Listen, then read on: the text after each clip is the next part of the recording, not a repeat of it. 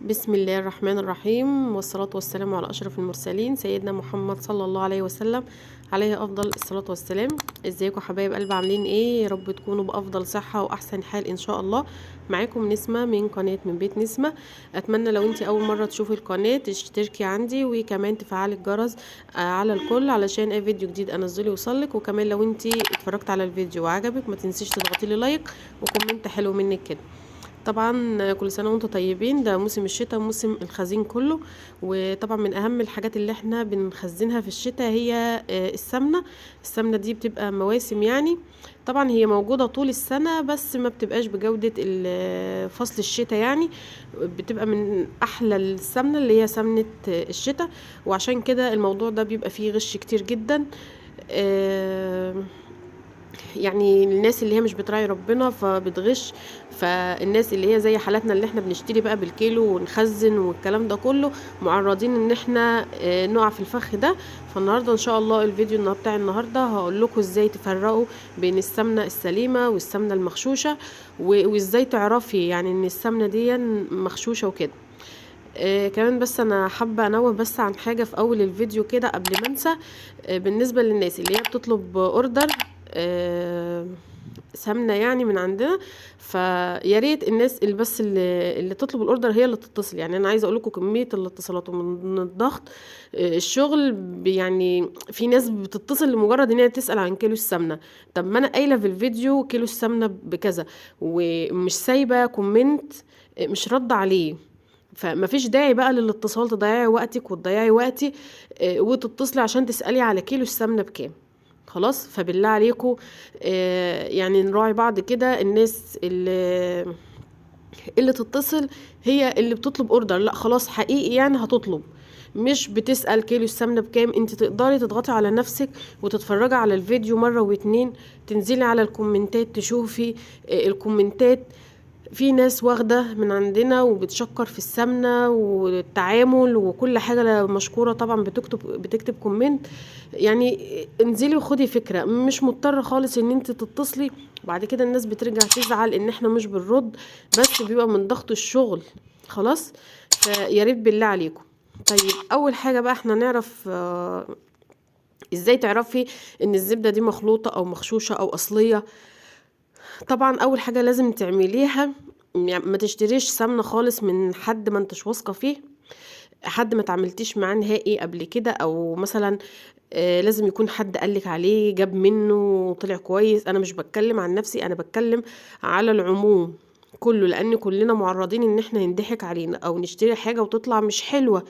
فبس طبعا في الغلو اللي احنا بقينا عايشين فيه ده ما ببقاش مستحملة ان انا ينضحك عليا او ان انا ارمي فلوسي في الارض. فاحنا لازم ناخد بالنا كويس قوي. خلاص. طبعا انا عايزه اقول لكم بس حاجه بسيطه. كان زمان كده من فتره كبيره جدا كان في ناس بتعدي كده بشامبو في الشارع بثلاث ازايز كده مع بعض مقفولين، وفي ايده واحده بس سليمه. فكلنا اشترينا منه. طبعا السليمه ريحتها جميله جدا وبربع التمن، فكلنا اشترينا. بس قالك لازم تشتري التلاتة مع بعض مبسترين، فاحنا اشتريناهم فطلعوا مية بصابون مش شامبو. ماشي، فبلاش تشتري السمنة من الناس اللي هي بتعدي على البيوت دي توريكي كيلو انت تنبهري بيه. بس للأسف لما بتيجي بتاخدي كيلو سمنة غير اللي انت اتفرجتي عليه ودقتيه وعجبك وشمتيه وقلتي ده ايه يعني، ده مفيش بعد كده. انت للأسف بطريقة تانية بتاخدي بتديكي كيلو تاني، فبعد ما بتمشي بتنصدمي طبعا ان انت انضحك عليكي. فبلاش. خلاص، ما كانش حد واثقه فيه ومعاملته كويسه وحاجته يعني يقول لك ما عجبتكيش انا هاخدها كده، فبلاش خالص. ماشي، نخش بقى على الجد. طبعا احنا عندنا نوعين اتنين من الزبده الفلاحي، الزبده البيضاء والزبده الصفراء. اول حاجه لازم تاخدي بالك منها، بتقسمي السمنه بتاعتك كده، كيلو الزبده بتاعك بتقسميه وتشميه. طيب هي الزبده لها ريحه؟ لها ريحه هاديه خالص كده وجميله، مش ريحه فاقعه. اللي ريحتها فاقعه ونفاذه كده بتبقى يعني ظاهره جامد قوي، دي طبعا دي بلاش منها خالص، لان دي يعني عاده بتبقى مخلوطه وبتبقى ريحتها حاطين عليها روايح السمنه البلدي بتفقع ريحتها. انما الزبده الحقيقيه والسمنه البلدي الحقيقيه، انا بتكلم على الزبده، زبده لسه ما تسيحتش، الزبده بتبقى ريحتها هاديه وبسيطه خالص، وطعمها طعم القشطه، ما بتكونش حاضه ولا مره، لان الحاضه والمره دول بيكون فيهم تلوث ميكروبي يعني. والملح برضو مفيش حد يضحك عليكي ويديكي زبدة عليها ملح، بلاش طبعا تبي تدوقيها بتبقى طعمها طعم القشطة كده في بقك. وكمان بلاش تبقى مالحة، متاخديش اللي بيبقى عليها ملح، لان اللي بيبقى عليها ملح دي بتبقى من الوزن. انا مش محتاجه منك ان انت تحطي لي ملح، انا لما انا اسيح حاجتي واحطها او اخزنها انا احط الملح اللي انا عايزاه وبراحتي، انت مش مضطره خالص ان انت تحطي لي ملح، فبلاش، لان الملح ده برضو بيتحط من وزنك انت خلاص.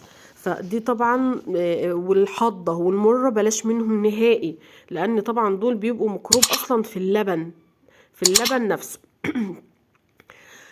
طيب نيجي للطريقه التانية اللي انت هتكتشفي بيها بطريقة سهلة وبسيطة خالص.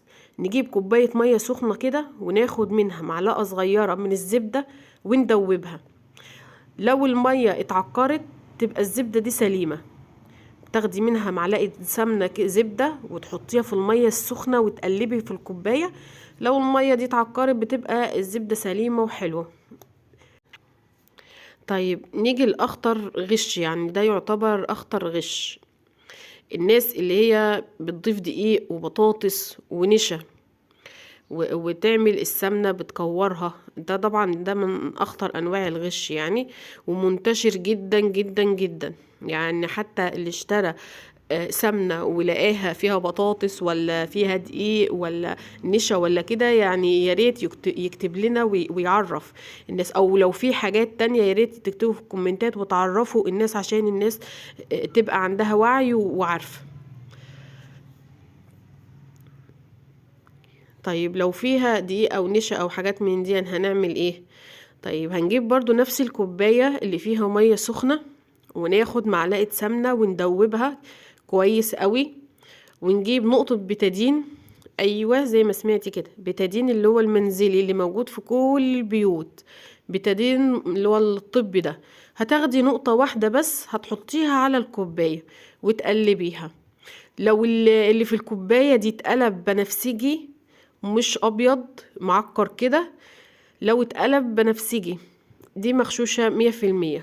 وانا عايزة اقولك بقى يعني ايه بخبرتي انا ان انت مش هتحتاجي تعملي فكرة الكوباية دي. ليه؟ لان المغشوشة اصلا بتبان ازاي؟ اللي بيبقى فيها دي السمنة بتاعتها سبحان الله، يعني السمنة لما بتيجي تتسيح بتوصل لدرجة حرارة عالية جدا، يعني الدقيق ما بيستحملهاش، فبتبص تلاقي الدقيق اتحرق وسود السمنة في ثانية، يعني ما بتحتاجيش تعرفي تستني يعني. خلاص نفس الفكرة بتاعت البطاطس المهروسة دي، البطاطس بطبعها ان هي تقيلة، فبرضو لما بتيجي السمنة تتسيح بتلاقيها متراكمة تحت في السمنة، وبتاخد فترة كبيرة جدا السمنة في التسيح، كتيرة جدا. يعني السمنة المفروض ما بتاخدش وقت، يعني الوقت بتوصل درجة الغليان وتيجي تفور كده بتهدي عليها وانتي واقفة جنبها، ما بتاخدش وقت، وتبص تلاقيها روقت وبدأت ايه المرتة تنزل تحت والسمنة هي اللي تغلي وتروق معاكي خالص، فما بتاخدش وقت. انما اللي بيبقى فيها بطاطس ودقيق البطاطس بتبقى بطبعها تقيلة بتنزل تحت خالص، وده بيبان وانت بتقلبي. نفس فكرة الدقيق برضو، السمنة بتوصل درجة الغليان الدقيق بيتحرق منك وتبص تلاقي السمنة غمقت اصلا وهي لسه ما غليتش. فدي حاجة بس كده بسيطة يعني بس انا بقول لكم كده للناس اللي هي ما تعرفش تفرق ولا عندهاش علم ولا خلفية. طيب في حاجة كمان عايزة اقولها لكم،